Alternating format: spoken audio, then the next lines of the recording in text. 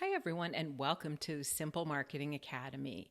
This is where you come to learn all about the simplest and most cost effective way to market your small business, especially if you didn't grow up with the internet and all of this tech stuff and social media stuff seems overwhelming. So, today we're going to talk about which social media platforms your particular business should be on and how do you figure that out? Well, I'm going to give you 4 tips and 4 pieces of information to use. And if you use each of these, you're going to figure out the best places your business should be. And for those of you who don't know me, my name is Jill Fox, and I'm the owner of both Fox Social Media and Simple Marketing Academy. Fox Social Media has been helping clients to both market and grow online for about 10 years now, and Simple Marketing Academy is the training arm of my business where I get to help all of you. So let's get started. So, number one, I think the most important thing you need to do is know your goals. Know what you're trying to accomplish. So when you look at social media platforms, they all do something different. Are you trying to get as many people as possible to take these photos of the beautiful wedding gowns you've created and share them with as many brides as possible? Are you trying to get as many people as possible to watch your workout video? There's just so many different things that you can want to accomplish. So, of course, everybody, hey, I want to sell things. We all do. So every business does. So what are the first steps, though? The first step is to figure out what those goals are. How do you accomplish that? So let's say I am a florist and I want to make sure that as many people as possible in my ideal market are aware of me. I have a flower shop in, let's say, Irvine, California, and I want to make sure that the local market knows I'm there. Valentine's Day is coming. I want to make sure that, males know that my flower shop is there and I'm a great place to buy flowers for Valentine's Day for someone, for instance. Next thing, number 2, is you need to know who your client is. So when you're brand new, you don't always know, but you have an idea. For instance, the bridal gowns, well, they're going to be women that are generally between a certain age, not always, but we're going to shoot for the biggest target audience in the beginning. They're going to be interested in weddings and honeymoons and all those different things. So we kind of know who that is. We can narrow it down a little later. Now, if you're a local gym, well, your age range can be a little broader. And again, in the beginning, you aren't necessarily going to know. So you're going to kind of just use your best estimates that you have to say, oh, it's probably people between 18 and 45 or 50, depending where you are. In general, it's both males and females. It's people that are interested in fitness and healthy lifestyle and healthy diet and those things.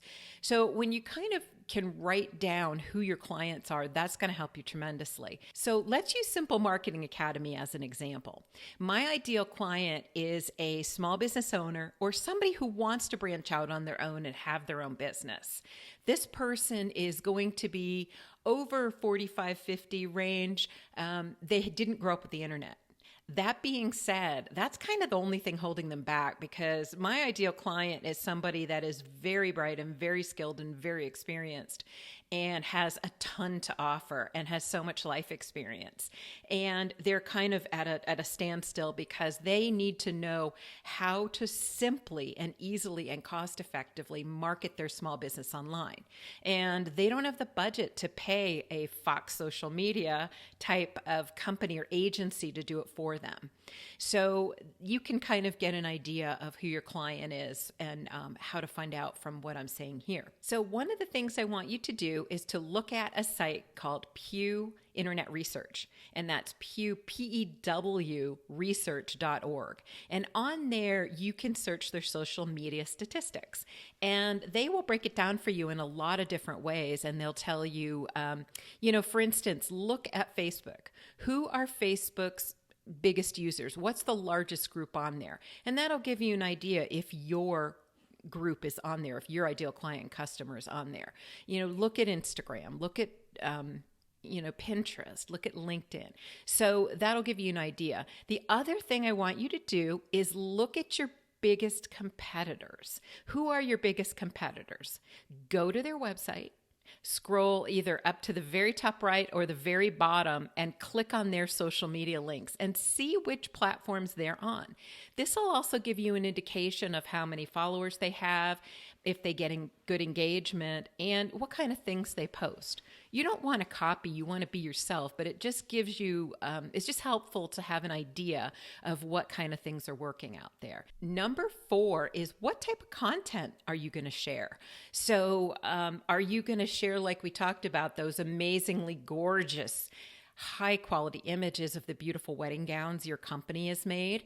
Well, heck, you need to be on Pinterest, because Pinterest is just basically, it's like a visual discovery board. It's an electronic bulletin board kind of. You can categorize things. You can save your pins, which are those photos.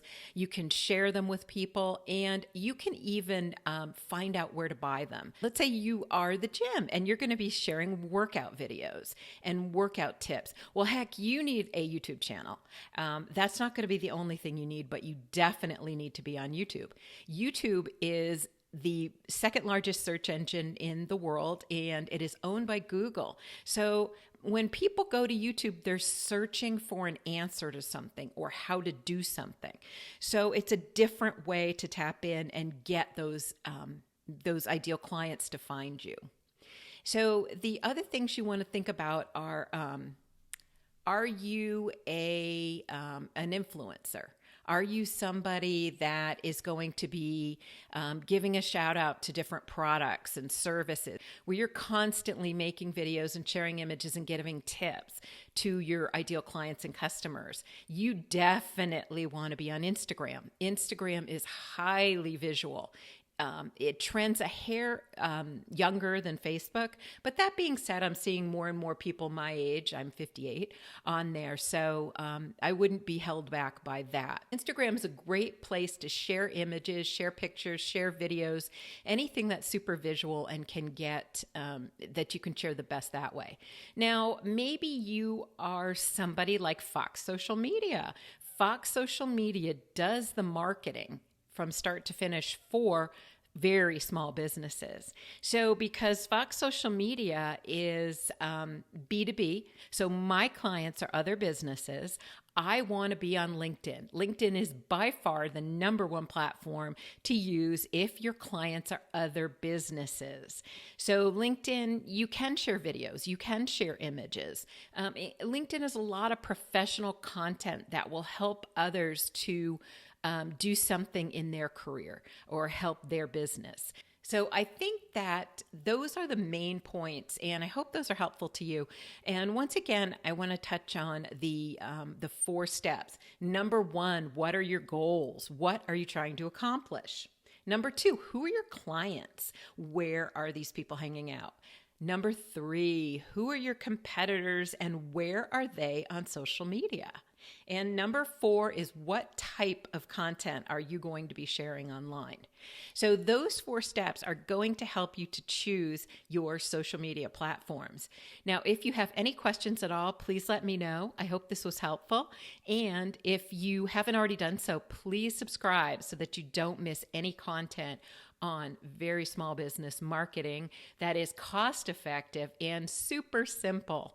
And thank you again for joining me, and I'll see you in the next episode.